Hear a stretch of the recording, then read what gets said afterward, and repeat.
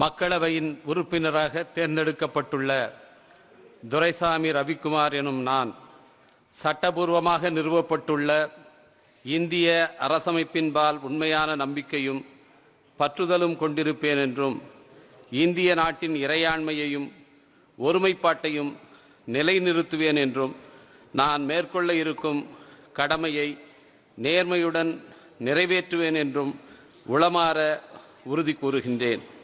வாழ்க தமிழ், வாழ்க அம்பேத்கர், வாழ்க பெரியார், வாழ்க எழுச்சி தமிழர், வெல்க சமத்துவம், வெல்க சமூக நீதி.